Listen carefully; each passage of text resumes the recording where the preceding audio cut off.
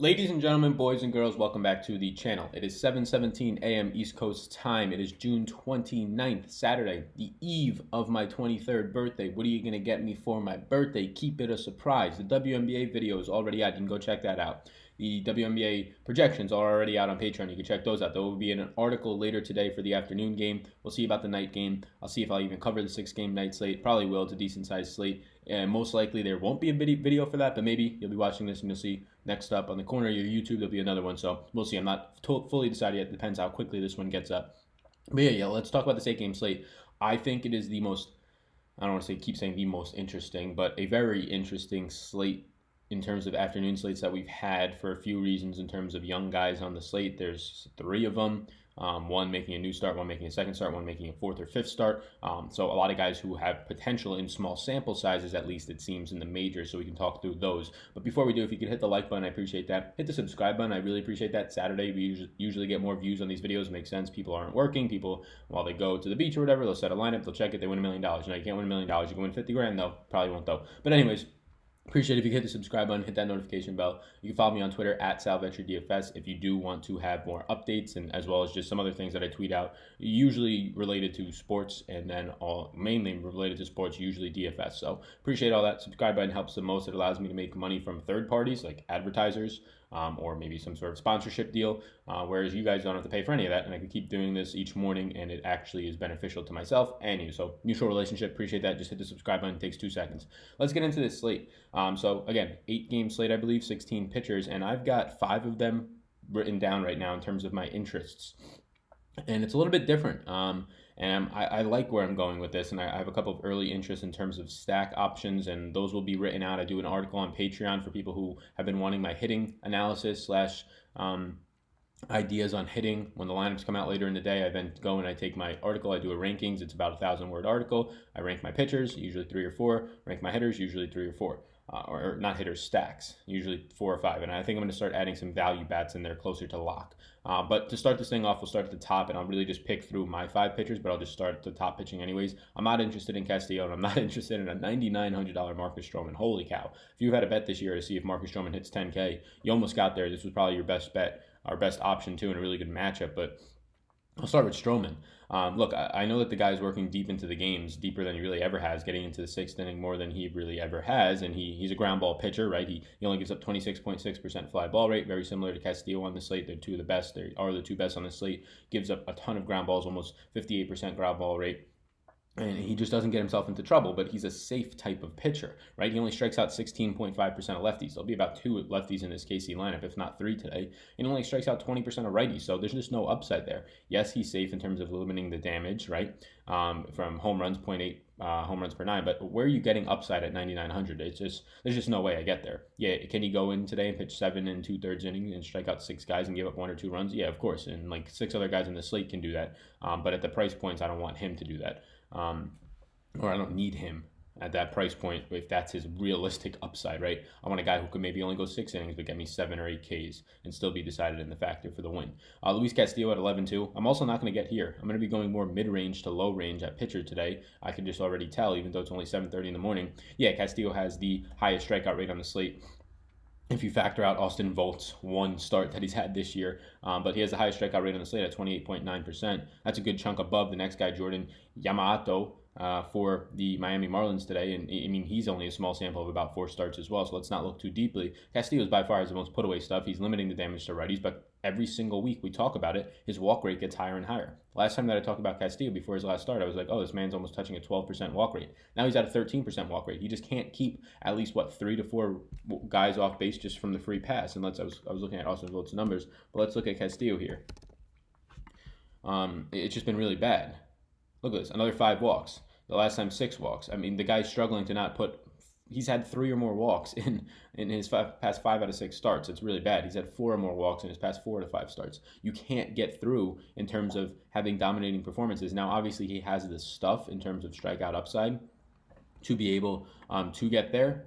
Like if he's walking 2 to 3 guys and they're not scoring, and that's just a hit to his overall fantasy points, but then he can go and strike out 8. That's obviously great. But now you're going to face a Chicago team that has below average strikeout percentage and what I imagine to be a projected lineup today. You're facing them in Wrigley in an afternoon game where it's been record-breaking highs in terms of temperatures, touching 90 more so than not. This is going to be a very good matchup in terms of the bats for Wrigley. I'd target lefty one-offs here. If Castillo struggles against anybody, it's lefties. Now, he doesn't give up power at all, 0.79 home runs per 9, no power to righties, but a Kyle Schwarber here, if he's cheaper due to the dynamic pricings of facing a good pitcher, or an Anthony Rizzo would be good one-offs. I don't want Castillo. I don't want Stroman. Zach Eflin, I imagine today is going to gain a lot of chalk at 9,300. He's probably overpriced.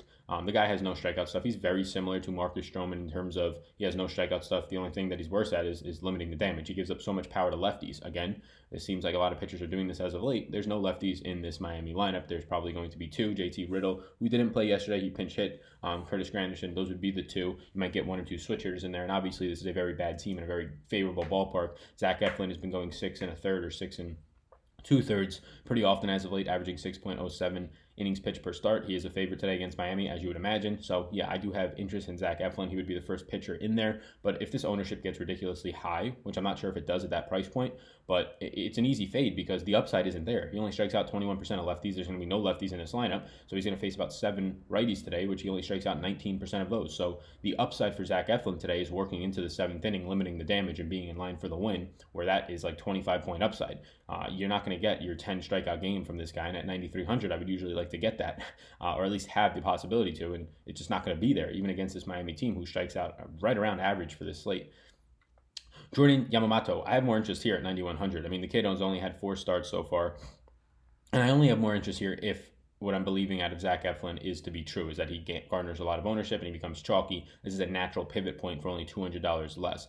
But yeah, he's been getting extremely lucky. A 0.95 ERA is not sustainable. Obviously, when you have a 4.49 SIERA, you're getting extremely lucky. He's walking 11.6% of batters. Now, this is across, a 3 or 4 game sample size, so that's something to keep in mind. He has yet to give up a home run this year, though.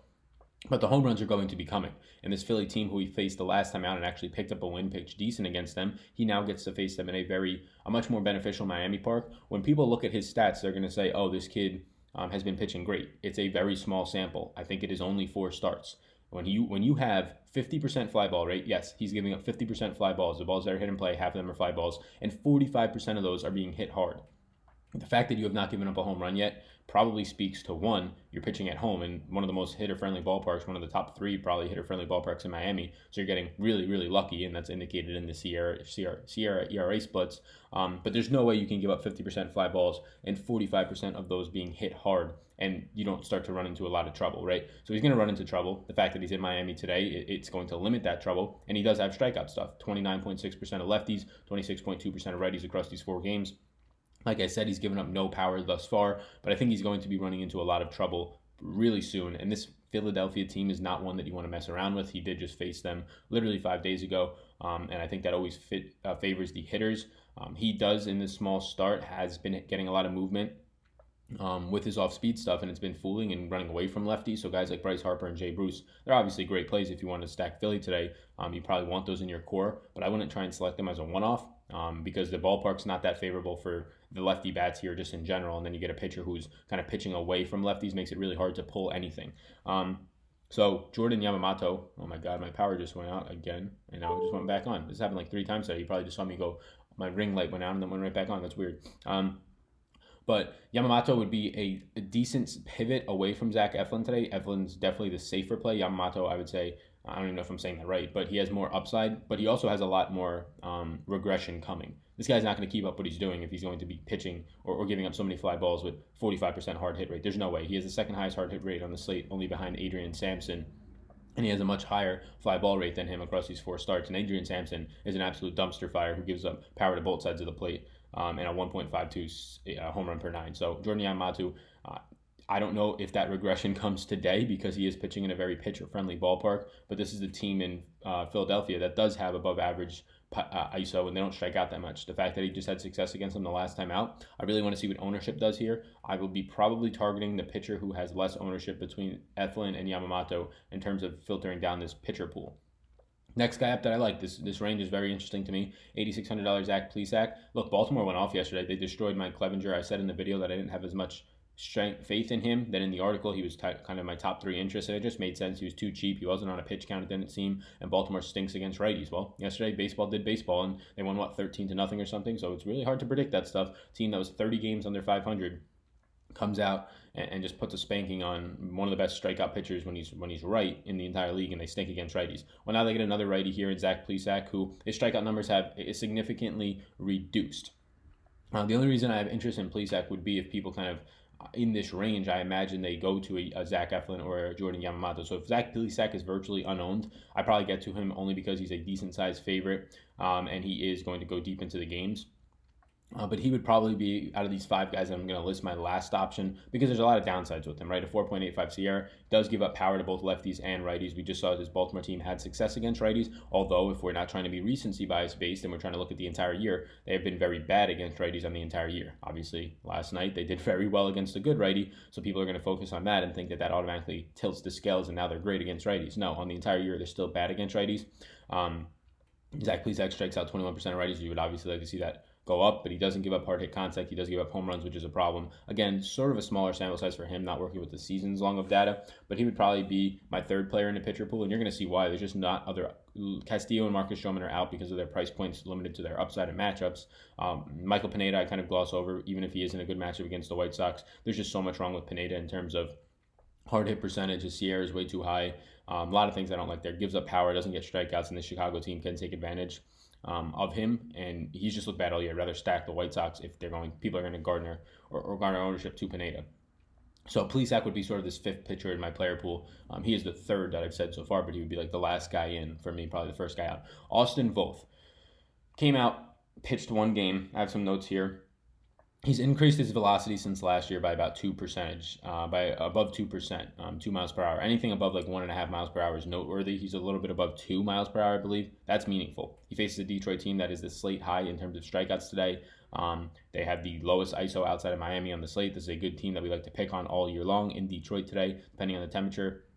Might be tough, but he is, I imagine, a very big favorite just because his Washington Nationals offense is going up against Gregory Soto, who is an absolute dumpster fire of a pitcher, who has a 5.9 Sierra. That's ungodly high.